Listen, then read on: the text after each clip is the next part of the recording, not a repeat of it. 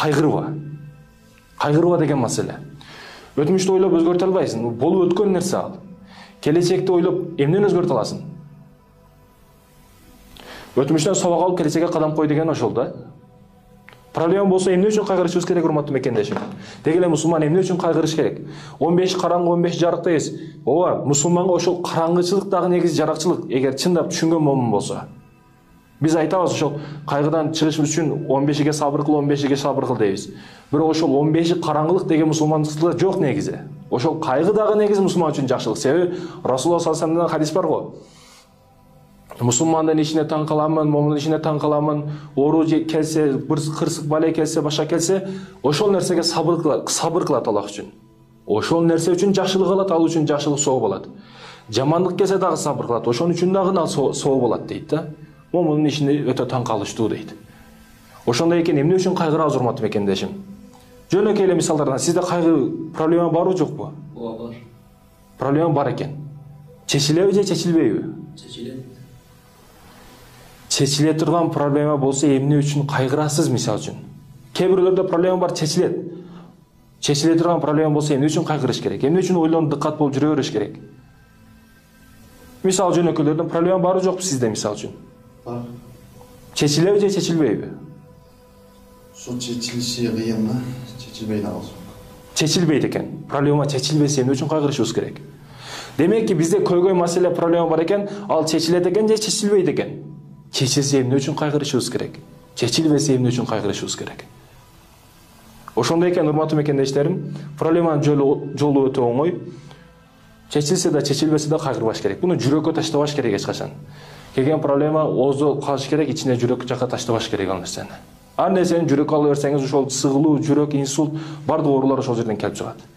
Ичке таштай бербеш керек, урматтуу мекендешим. Жүрөк таза кырмаш керек, баш таза кырмаш керек.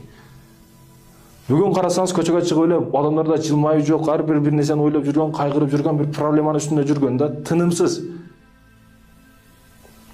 Анан чуркап келип эле Субханаллах, алхамдулилlah, зикир айткан учурда жүрөктөр, мээлер бүт бошорот.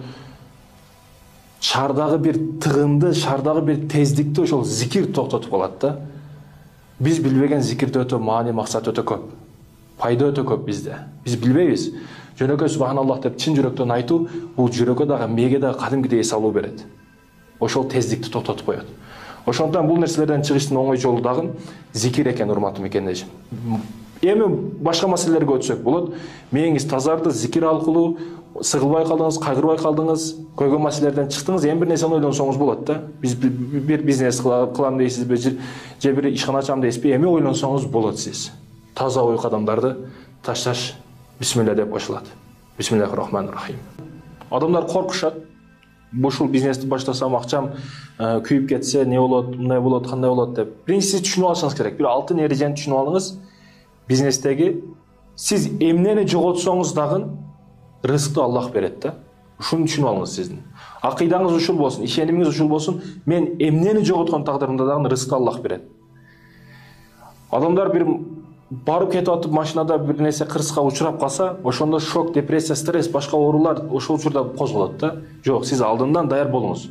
Алдындан ошо кырсык болушу мүмкүн, же бирөөнү уруп кетишиңиз мүмкүн, же сиз урулуп кетишиңиз мүмкүн, бир ооруга чалдыгып калышыңыз мүмкүн, балким айыккыз ооруга чалдыгып калышыңыз мүмкүн. Өзүңүздү башыңыздан, психолог жактан, бар жактан өзүңүздү ошол нерсеге даярдап коюңуз. Бул нерсе анык каалаган учурда, балким азыр дагы болуп калышы мүмкүн ошол нерсе. Кудай сактасын. Бирок Кудай сактасын деп жүрө бербеш керек. Ошол нерсени адам өзүгө даярдап коюш керек. Тагдырыңызда балким ушул нерсе бар. Ошондой экен, акыйдаңызды 100% ишениңиз. Бизнесте эмнени жоготкон тагдырымда да мен ушуну бисмилля деп кирейин ушул ишке. Жогото турган эчтекем жок, себеби рызыкты Аллах берет деп туруп өзүңүзгө принцип кылып алыңыз ушул нерсени. Алтын эреже ушул. Эмнени жоготпойлу, бардыгы Аллахтан. Болду.